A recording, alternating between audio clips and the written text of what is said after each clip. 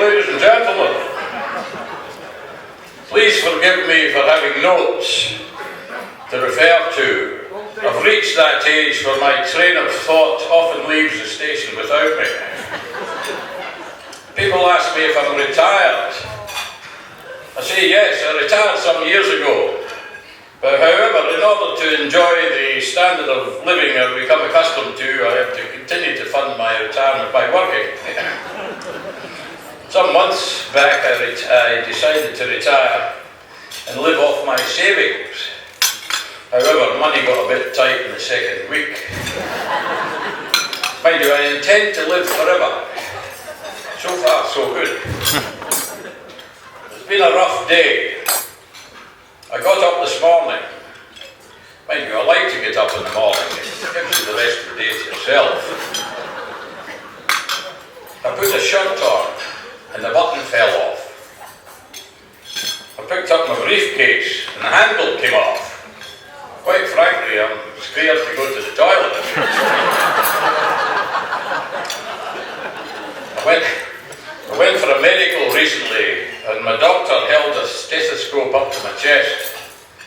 Okay, doc, I said, how do I stand? He says, quite frankly, I'm very puzzled. You know you're old by the time the last candle is lit on your birthday cake and the first one is just burnt out. And my ex-wife was very economically minded. She only used 26 candles on her 40th birthday cake. Noble effort. Mind you, where are we? I was at a wedding last month and I was surprised to see that the wedding cake had candles on it. I asked the fella sitting next to me, I said, what's the score? And he explained that it was the bride's birthday that day as well. I've no idea how old she was, but the heat was desperate. Old age, mature age, is coming at a really bad time. I don't trip over things anymore. I do random gravity checks. I don't need anger management, thank you. I just need people to stop pissing me off. My people skills are just fine. It's my tolerance of idiots that requires attention. The guys at the golf club asked me to name an actress I would like to be stuck in a lift with. I said, an actress that knows how to fix lifts.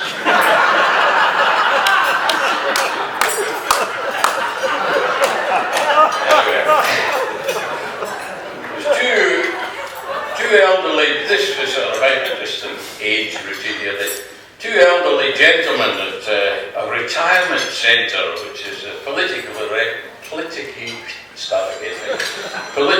correct term for an old age home. And they were sitting on a bench under the tree, and one turns to the other and said, Slim, I'm 83-year-old now, he said, and I'm just full of aches and pains. I know you're about my age, how do you feel? Slim says, I feel just like a newborn baby. Really? Just like a newborn baby? He said, aye. He said, no hair, no teeth, and I think I've just wet myself.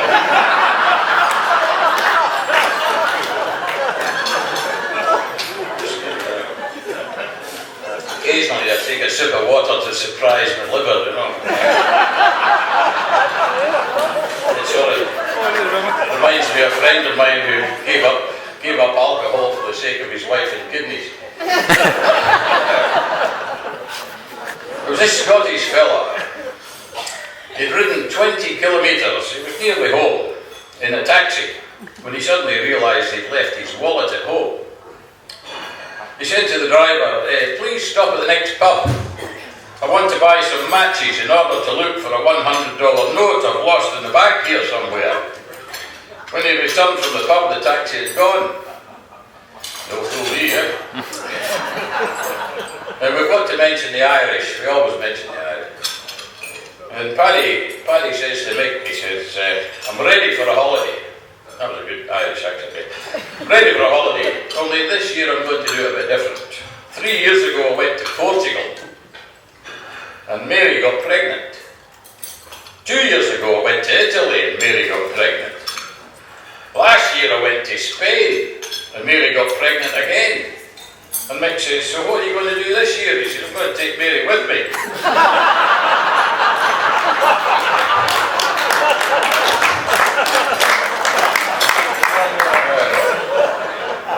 Anyway, this big financial firm said, the lawyer said to the CEO, he says, I've got some good news and bad news for you. And the CEO replies, he said, I've had an awful day, let's hear the good news first. Well, he said, the lawyer said, your wife invested $20,000 in 5 pictures that are now worth about $2 million. Oh, he replies enthusiastically, well done, that's very good news indeed. You've made my day, so what's the bad news? And the lawyer says, there are pictures of you in bed with your secretary.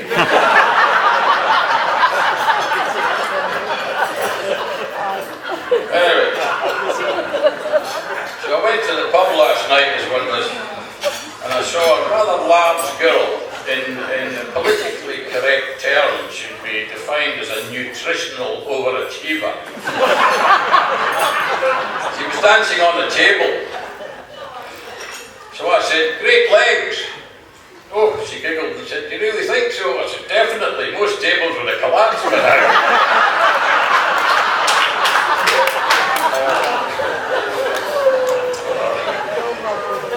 There was Jim, another friend of mine, Jim. Decided to tie the knot with his long-term girlfriend. One evening after the honeymoon, he was cleaning his golf shoes and his wife was watching, standing there watching. After a long period of silence, he says, honey, I've been thinking, now that we're married, I think it's time you quit golfing. Maybe you should just sell your golf clubs. Jim gets a horrified look in his face. She says, darling, what's wrong? Oh, he says, for a minute there you were sounding like my ex-wife. Ex-wife, she screamed. I didn't know you'd been married before. He said, I wasn't.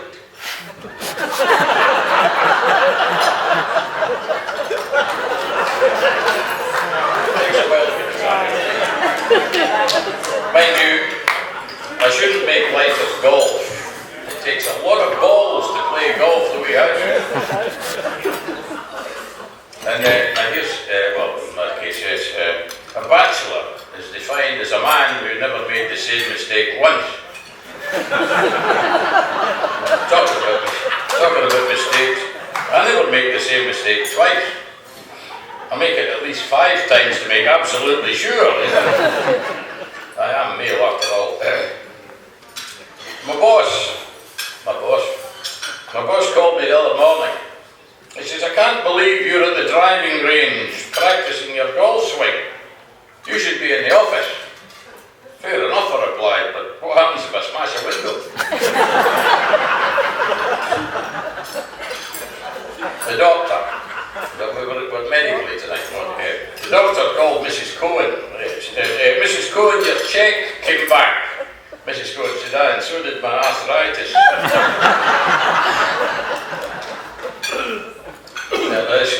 The Irish, they come back again all the time. A woman phoned her Irish neighbour and said, Mr. Murphy, close your curtains the next time you and your wife are having sex. The whole street was watching and laughing at you yesterday. And Murphy replied, well, the joke's on all of you because I wasn't even at home yesterday.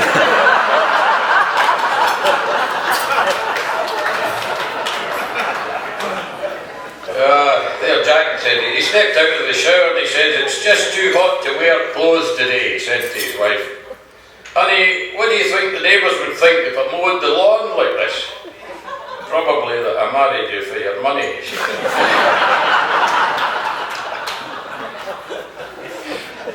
Yeah, Paddy, another Irish. He thought his new girlfriend might be the one. But after looking through her wardrobe and finding a nurse's outfit, a French maid's outfit and a policewoman's uniform, he finally decided that if she can't hold down a job, she's not for him.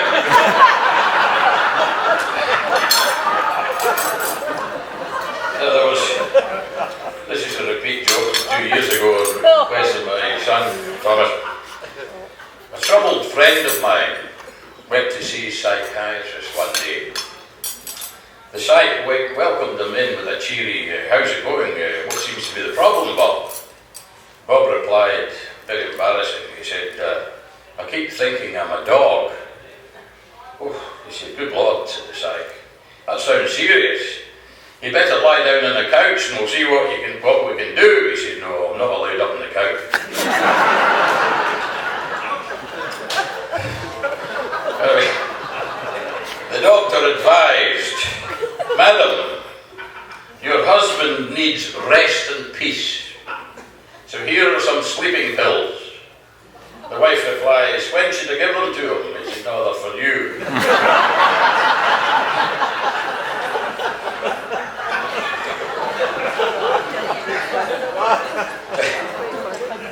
John, this is another medical story here. John was on his deathbed and he gasped pitifully. He said, give me one last request, dear, he said. Of course, John, his wife said softly. 6 months after I die, I want you to marry Bob. She says, I thought you hated Bob. He said, I do.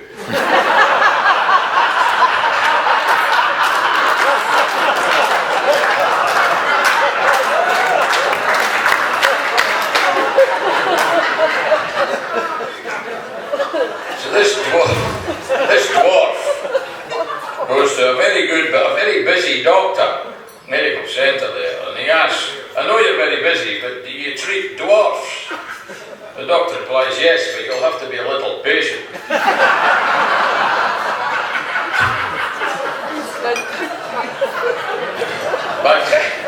Back to the Irish. Two Irish fellas. They were sitting in a pub watching the Tour de France on TV. And Seamus shook his head and he asked, he says, why the hell do they do that? And Mick says, do what? Well, he said, go on them bikes for miles and miles and up and down them hills, day after day, icy rain and snow and hailing, and why would they torture themselves like that? And Mick says, well, it is all for the prestige and the money, replied Mick. You know, the winner gets about €500,000. Oh, I said, I understand that. I said, why did all the others do it?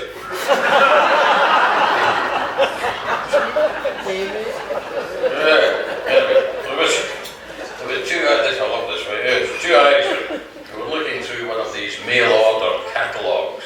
Mail spelled M-A-I-L for those of you. Paddy says, look at those gorgeous women, he said. The prices are reasonable too. And Mick agrees, he says, I'm ordering one right now. 3 weeks later, Paddy says to Mick, has your woman turned up yet? No, said Mick, but it shouldn't be long now though, her clothes arrived yesterday.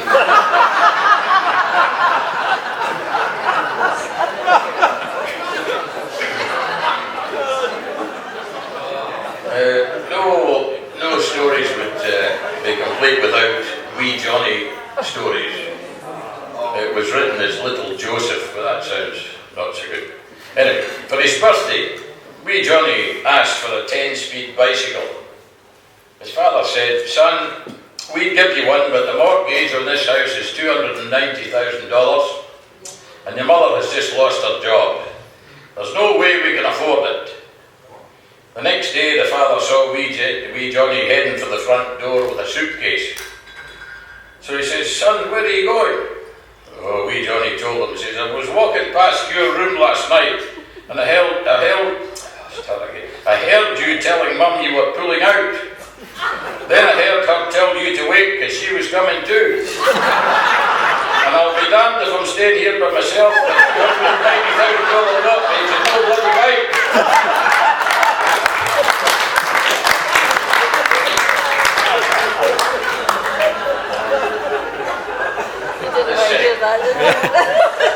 This woman, she went to the police station with her next door neighbour support to report that her husband was missing. The policeman asked for a description, as to do. She said he's 35 years old, 6'4", he's got dark eyes, dark wavy hair, and athletic build, weighs 84 kilos, is soft spoken and is good to the children. The next door neighbour was aghast.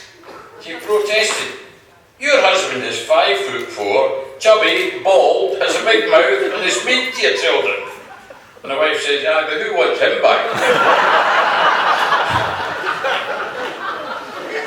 Now, here, in conclusion, is a thought for the day, in light of violent times we have these days.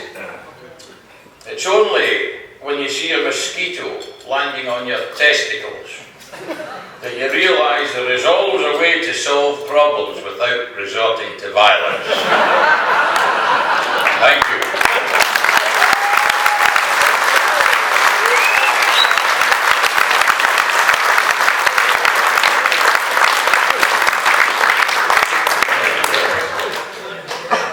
I'm not sure where we are regarding it. It's the immortal memory coming up. And I would, just before I introduce the speaker for the immortal memory, I'd like to clear up a wee problem that stumps many people here in Australia. A lot of folks can't understand how we came to have an oil shortage here in Australia. Well, there's a very simple answer. Nobody bothered to check the oil. We just didn't know we were getting low. The reason for this is purely geographical. Our oil is located in Bass Strait, East Queensland, Canning Basin, Perth Basin and the North West Shelf. Our dipsticks are located in Canberra.